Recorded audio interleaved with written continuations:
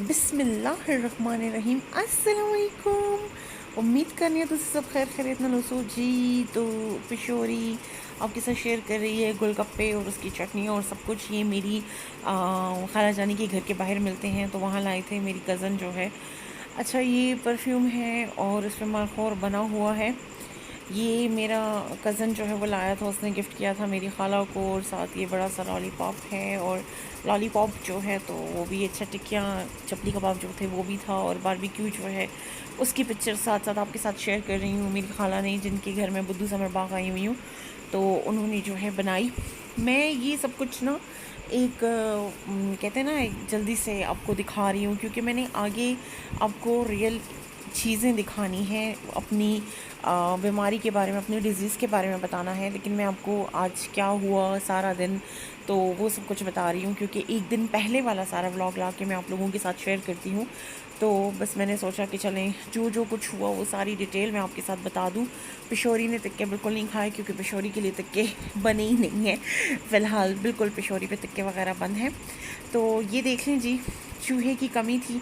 चूहा जो है बर्फ़ में दबा हुआ है, और मैंने जब बाहर की बर्फ़ खाना शुरू की तो इस किस्म की चीज़ें तभी मेरे सामने आती हैं। पता नहीं मैं जो चीज़ खाती हूँ तो उनमें मसला क्यों शुरू हो जाता है।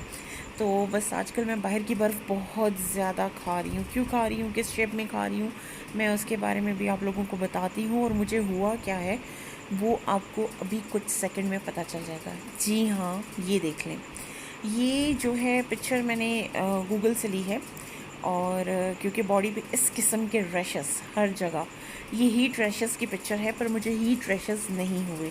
ये एक ऐसी बीमारी है, इस बीमारी जो मुझे हुई है वो है स्टमक की बीमारी। स्टमक जो है वो बहुत ज़्यादा गर्म हो गया, इसको सुर्खबात कहते हैं। और इस बीमारी के बारे में मुझे सब ने कहा कि हमें बताओ, हमें बताओ। तो मैंने सोचा कि चले मैं वीडियो ही बना के सबको जो है अवेयरनेस दे देती हूँ कि आखिर ये बीमारी है क्या और ये किस तरह से होती है।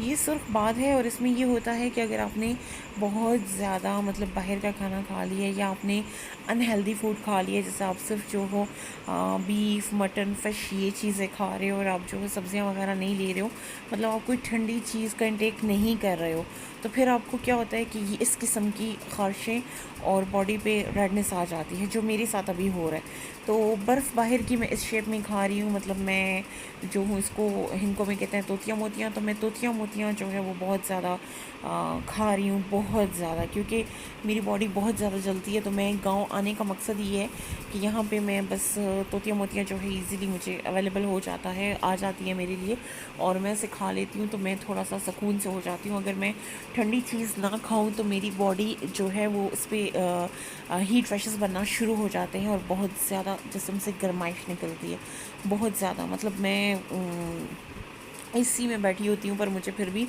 गर्मी लगती है, बॉडी मेरी जलती है। ये कच्ची लस्सी है, गाय का दूध है, भैंस का दूध नहीं है, गाय का दूध जो है यहाँ गांव में इजीली अवेलेबल होता है, और बिल्कुल फ्रेश ताज़ा दूध है। और इसमें जो है मैंने जो है जितना दूध होता है उतना ही, अगर आधा कप दूध है तो आधा कप बीच में पानी डाल के इसको कच्ची लस्सी कहते हैं। ये मैं लेती हूँ, साथ काली मिर्चें लेती हूँ। और अभी हम लोग बाहर आए थे तो थोड़ा क्योंकि मेरी बॉडी जलना शुरू हो गई थी, तो हमने सोचा चलें फ़ालूदा खा लेते हैं। तो मैं जो हूँ फ़ालूदा साथ ले रही थी। मतलब जितनी ठंडी चीज़ें जो मैंने सारी उम्र अपनी नहीं खाई हैं वो मैं अभी खाना शुरू हो गई हूँ। तो बस यही बात है कि आपको बैलेंस डाइट करना चाहिए। मैंने बैलेंस डाइट नहीं किया। इसको कहते हैं डोडी पनीर। ये बहुत अच्छा है। ये जो है खून में जो मसले होते हैं उनको सॉल्व करता है। काफ़ी फ़ीमेल के बाकी प्रॉब्लम्स के लिए बहुत अच्छा होता है, इम्यून सिस्टम के लिए, हर चीज़ के लिए इसको ज़रूर खाना चाहिए। अपने बच्चों को ये चीज़ आप ज़रूर खिलाएं। मैंने ये चीज़ें मतलब डोडी पनीर, तो मैंने इसको पनीर डोड लिखा हुआ था गूगल पे, जब मैंने इसके बारे में सर्च किया तो मैंने ये काफ़ी खाया था, पर मुझे पता नहीं था कि लाइक मुझे इसको नहीं छोड़ना चाहिए। ये ब्लड प्योरीफिकेशन के लिए जो है बहुत अच्छा होता है, और खून की सफाई करता है। और मेरे खून में अभी मसला यही आ गया कि मेरा खून बहुत ज़्यादा गर्म हो गया है, जरासीम हो गए हैं। तो बेस्ट तरीका यही है कि बस मुझे जो है कच्ची लस्सी पीनी है, डोडी पनीर खाना है, पनीर डोट जिसको कहते हैं। और हिंदुस्तानी लोग इसको बहुत ज़्यादा यूज़ करते हैं, पाकिस्तानी लोग भी करते हैं, पर आजकल के लोग इसको यूज़ नहीं करते। हम लोग जो है बाहर के जंक फूड और ये सब कुछ खा के हमने ख़ुद को ख़राब किया हुआ है। बट प्लीज़ इन चीज़ों पे ये डोट पनीर इस शेप का होता है, ये ज़रूर लीजिए और इसको खाइए। डोडी पनीर इनको में कहते हैं, बाकी लैंग्वेजेस में क्या कहते हैं मुझे कुछ नहीं पता। शक्ल आप बेशक इसके स्क्रीनशॉट ले लीजिए और लोगों के साथ शेयर कीजिए कि ये मंगवा के इन चीज़ों को ज़रूर खाइए, अपनी बेटियों बहनों को ज़रूर दीजिए, ख़ुद भी खाइए।